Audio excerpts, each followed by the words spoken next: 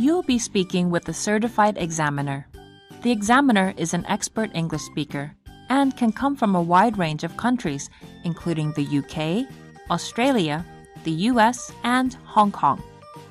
The test is as close to a real-life situation as a test can get.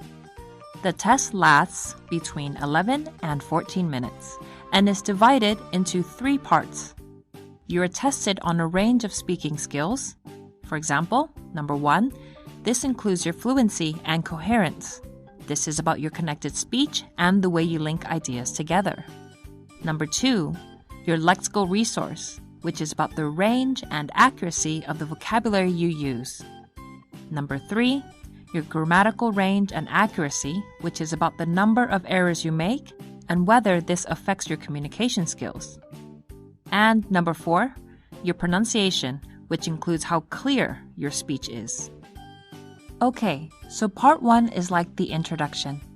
What happens first in part 1 of the speaking test is that the examiner will greet you, introduce him or herself, and ask you to do the same. They will then check your identification. The examiner will then ask you some warm-up questions on easier topics such as family, work, study, and interests. See the examples on the screen. The topics in part 1 are designed to help you feel comfortable when speaking. You should try and relax so that you can speak as naturally as possible. Overall, part 1 will take approximately 4 to 5 minutes. After part 1, you'll immediately move on to part 2. During the second part of the test, the examiner will pass you a task card with your topic on it. The task card has the main topic which you will give a short talk on. It also has the main points that you should cover in the talk. You can use these points as headings to keep you on track during your short talk. So after you're given the card, you'll be given 1 minute to prepare yourself and make some simple notes before you start your talk. See the example on the screen. Do make use of this minute to think of ideas and organize your talk. After your minute of preparation is over, you'll be asked to talk for 1 to 2 minutes on your topic.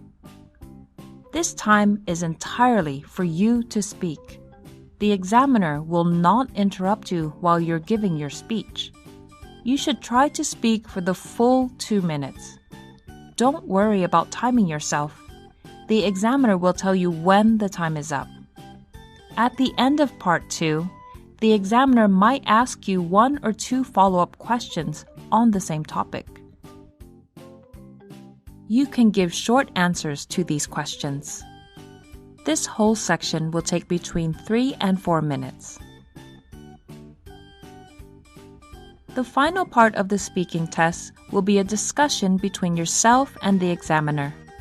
This discussion will be related to the topic you covered in the second part of the test. So following on from the previous example, you may be asked some questions like this.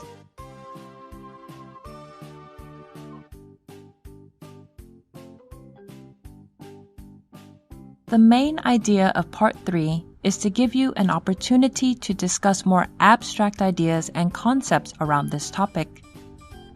This part of the test focuses on your ability to express and justify opinions, and to analyze, discuss, and speculate about issues. This section will last between 4 and 5 minutes. Now that we've covered the format of the test, let's go over a few tips and tricks to help you focus and succeed. Tip number 1 is to try to talk as much as you can.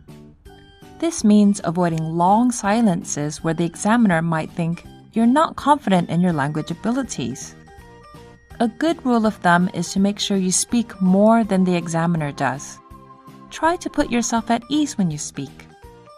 Tip number 2 is to try to speak as fluently as you can. Avoid long ums and as this may make it appear that your vocabulary is limited. Tip number 3 is to develop your answers. Do not give simple, one-word responses to the questions you are asked.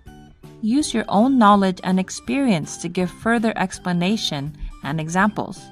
try to make your ideas as clear as possible to the examiner.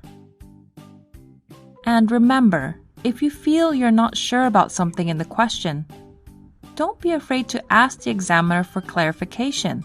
That's tip number 4. Tip number 5 is to train yourself to think and respond quickly in English.